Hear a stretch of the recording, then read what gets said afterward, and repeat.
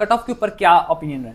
चलो इसको भी ब्रॉडर स्केल पे मैं 425 मान लेती हूँ, 420 ले लेती हूँ, तो इस पे हमारी रैंक बनती थी 12,000 समथिंग। मेरे नीट वाले दिन मेरा चैनल मोनेटाइज हुआ। ओके। मेरे को इतनी खुशी थी उस चीज़ की, बट जस्ट बिकॉज मैंने अपना एग्जाम खराब कर दिया, मैंने वो चीज़ सेलिब्रेट नहीं करी। मैं अगर लाल टी शर्ट ही पहन के जाऊंगा तो ही मेरा पेपर अच्छा जाएगा। मेरा लास्ट अटेम्प्ट इसलिए खराब हुआ क्योंकि मैंने OMR गलत भर दी थी, वो चीज़ मेरे से ना होती। जेनेसिस या अकाश जैसे इंस्टीट्यूट ने अलग ही एक मॉक टेस्ट दिया, पेपर अलग लेवल पे आया है। तो एलन की फिजिक्स बहुत मुश्किल आती थी, एंड टॉकिंग ऑफ जेनेसिस की केमिस्ट्री भी अच्छी खासी थी। मैं ऐसे बोलूँ कि मैंने मतलब ऐसा था, मैंने पेन्स तक नहीं चेंज किए। एक ही पेन की मैं 36 इंक खरीद के लाई हूँ जस्ट बिकॉज वो पेन मेरे हर बार पेपर अच्छा गया है। जैसे मुझे अगर BBSC कोर्स में जाना तो मैं अपने किसी सीनियर से बात करूंगा, या मुझे BDS में जाना तो मैं किसी सीनियर से बात करूंगा। तो आपकी सीनियर से क्या बात हुई है? किसी से भी पूछ लो, आप ये पूछो कि नीट एग्जाम शुरू कब हुआ था। Most of the people want know this. मैंने यहाँ पे अपने चैनल पे भी बोला कि 400 कट ऑफ जाएगी is because. Hello everyone, welcome back to Booklicious. I hope you all are doing well. जैसे कि आप लोगों ने थंबनेल में देखा है, ये कोई क्लिकबेट वीडियो नहीं है। जो मैंने थंबनेल में डाला है वो मैं इस वीडियो में एक्चुअल में उसके बारे में बात करने वाली हूँ। So if you want to listen to that, stay tuned to the video. तो आज हमारे साथ श्रेया अरोड़ा जुड़ी हुई है फ्रॉम बुकलिशियस। तो वेलकम श्रेया, थैंक यू आपने हमारे साथ कनेक्ट किया। तो जैसे श्रेया आपने नीट दिया है, तो पहला प्रश्न मेरा यही है कि जैसे अब नीट दिया आपने, तो अब आपका कट ऑफ के ऊपर क्या ओपिनियन है? देखो, क्योंकि नीट 2026 का पेपर हम सबने देखा कैसा है, तो व्हाट इज योर से? मैंने ना काफ़ी सीनियर से भी बात करी है और मैंने काफ़ी यूट्यूब चैनल्स भी देखे हैं, सो कॉल्ड बहुत बड़े बड़े इंस्टीट्यूट्स के। एंड मैं जिस इंस्टीट्यूट पे टेस्ट देने जाती थी, मैंने वहाँ की भी बातें सुनी है। Some of them are even saying कि कट ऑफ 550 जा सकती है, which is still unbelievable.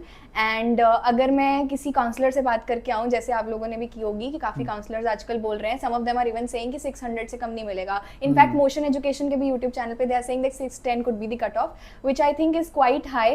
And this is for my information is not possible because institute के टॉपर्स, बहुत रेयर टॉपर्स जो थे जिनके 700 प्लस मार्क्स चल रहे थे, वो इस टाइम पे 550 के अराउंड स्कोर कर रहे हैं। तो it is a difficult thing to say right now, क्योंकि अभी हम कुछ नहीं कर रहे, क्योंकि हर किसी का अपना ही अलग ओपिनियन चल रहा है। सबका अपना अपना चल रहा है। एंड बात रही जो मैंने थंबनेल में कहा कि या मैंने यहाँ पे अपने चैनल पे भी बोला कि 400 कट ऑफ जाएगी, इज बिकॉज मैं काफी टाइम से, मैं खुद स्टूडेंट हूँ, तो मैं काफी चीजें स्टडी कर रही हूँ। तो मैं उसके फैक्ट्स लास्ट में बताऊंगी वीडियो के, कि like I have brought about certain facts, वो मैं बाद में बताऊंगी।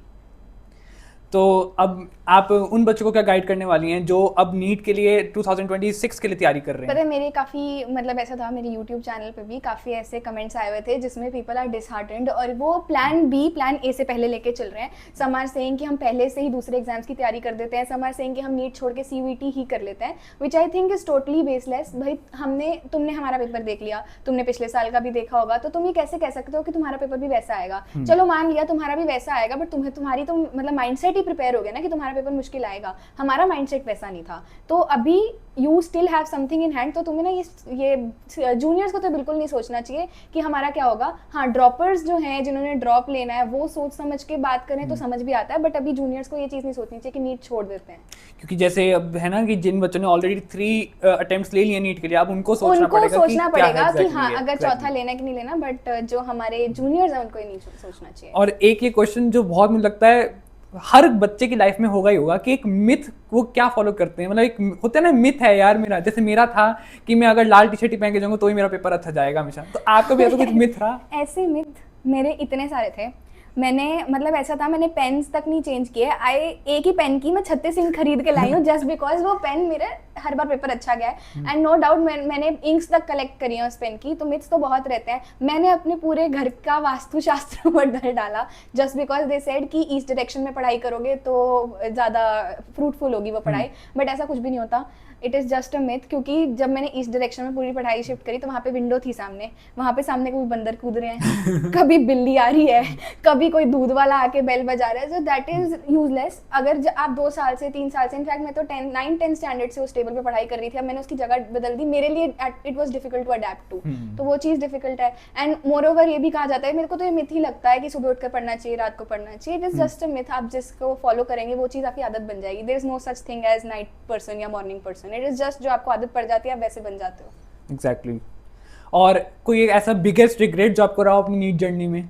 या मेरा रिग्रेट सबसे बड़ा ये था कि मैंने पहले जब अटेम्प्ट दिया ना, माय फर्स्ट अटेम्प्ट जो मैंने बोर्ड के बाद दिया था, मैंने उसके चक्कर में ना मुश्किल से हार्डली 4-5 टेस्ट दिए होंगे, क्योंकि मेरे उन टेस्ट में मार्क्स कम आए तो मुझे ऐसा लगा कि टेस्ट देने का फायदा नहीं है, मेरे को रिवीजन करनी चाहिए, which is like the highest form of regret I can have. मुझे ऐसा लगता है कि अगर आपकी कितनी भी प्रिपरेशन हो, नीट से 2-3 महीने पहले आपको मॉक टेस्ट देने शुरू कर देने चाहिए। अगर मैंने ये मॉक टेस्ट वाली चीज़ जो मैंने इस साल करी वो मैं पिछले साल कर चुकी होती, कि मैंने काफ़ी सारे मॉक टेस्ट दिए होते, मेरा लास्ट अटेम्प्ट इसलिए खराब हुआ क्योंकि मैंने OMR गलत भर दी थी, वो चीज़ मेरे से ना होती तो मेरे लास्ट अटेम्प्ट में ही शायद मैं कुछ कर जाती। बट इस साल जो मैंने ड्रॉप लिया, मेरा यही रिग्रेट रहेगा कि मैंने मॉक टेस्ट नहीं दिए पहले अटेम्प्ट। मेरा भी यही रिग्रेट था कि मुझे जनवरी में ले लेना चाहिए था जो मैंने मार्च में लिया, क्योंकि बहुत फर्क पड़ता है मॉक टेस्ट से भी, बहुत ज़्यादा जमीन आसमान का फर्क पड़ जाता है, क्योंकि 100 नंबर का डिफरेंस तो वही आ जाता है कि आपको पता चल जाता है कि इतने टाइम में मेरी OMR भर जाती है, इससे पहले मुझे पेपर करना चाहिए। OMR कई लोगों को होता है, कोई लास्ट में भरता है, कोई बीच में भरता है, तो आपको इस चीज़ का पता चल जाता है कि नहीं इस टाइम पे OMR भर देंगे तो। लेकिन अभी सबसे बड़ा सवाल ये चल रहा है कि देखो जेनेसिस ने, मतलब जेनेसिस या अकाश जैसे इंस्टीट्यूट्स ने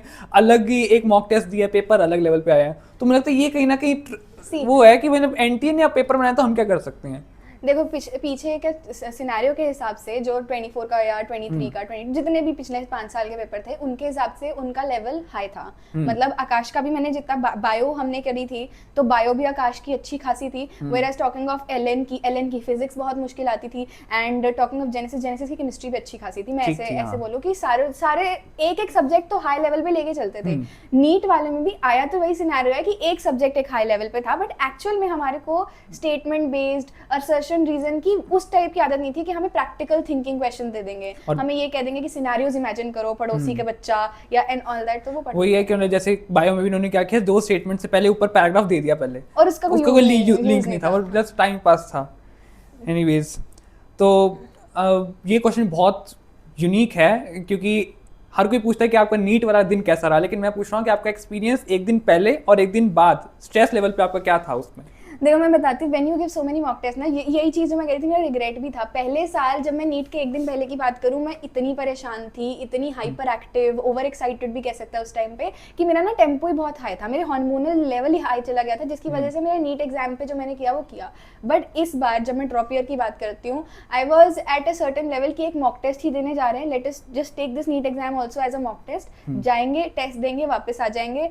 जब आप हाइपर एक्टिव होते हो ना, आपको हर चीज़ का डर लगता है, तो आपको ये लगता है कि सेंटर पे जल्दी पहुंचना चाहिए, तो आप जल्दी तैयारी करते हो। But when I was in that normal pace ना, कि मैंने अपने आप को कंट्रोल रखा, तो मैं सेंटर पे भी ऐसा था कि अगर 2 बजे का एग्जाम है, मैं सेंटर पे ही 1:30 बजे जा रही हूँ, तो वो ऑटोमेटिकली ना मेरा जो स्ट्रेस लेवल था वो बैलेंस होता गया, क्योंकि सेंटर पे अगर आप लेट पहुंचते हो, आपको लोगों से बात करना के लिए कम मिलता है, इंटरेक्शन कम होती है, तो स्ट्रेस मैनेज रहता है। टॉकिंग ऑफ एक दिन बाद, नीट के बाद, वो सबसे ज्यादा मुश्किल फेज होता है, क्योंकि जब आप एग्जाम दे चुके होते हो ना, आपने इतने सपने सजाए होते हैं कि नीट के बाद ये करेंगे, नीट के बाद वो करेंगे, and when you don't get to do those things ना, दैट थिंग हर्ट्स यू। जैसे मेरा ये था, मेरे नीट वाले दिन मेरा चैनल मोनेटाइज हुआ।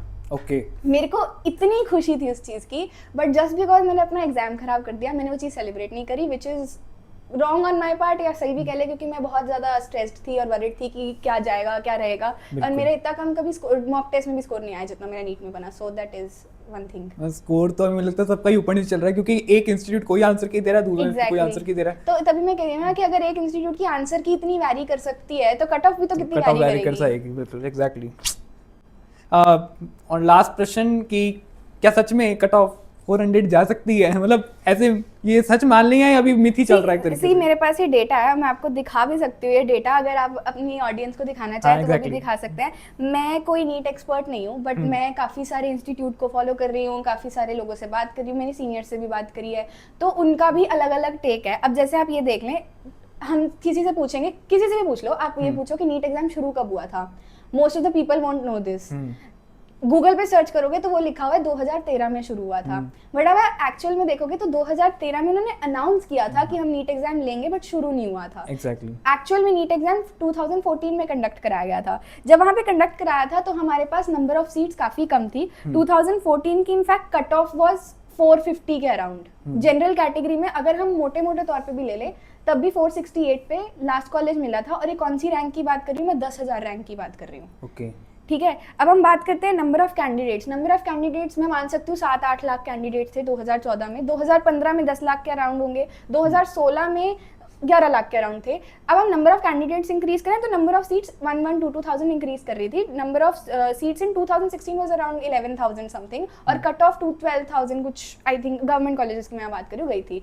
अगर हम उसके हिसाब से देखें, लोग कह रहे हैं कि 2016 से पेपर को हम कंपेयर कर रहे हैं। 2016 में सबसे मुश्किल पेपर आया था, बट सम एनालिटिक्स जो हमारे बैठे होते हैं वो कह रहे हैं कि 2025 का पेपर 2016 से भी मुश्किल था। 2016 में जो हमारी जनरल कैटेगरी के लिए कट ऑफ गई थी वो 417। चलो इसको भी ब्रॉडर स्केल पे मैं 425 मान लेती हूँ, 420 ले लेती हूँ, तो इस पे हमारी रैंक बन थी 12,000 समथिंग।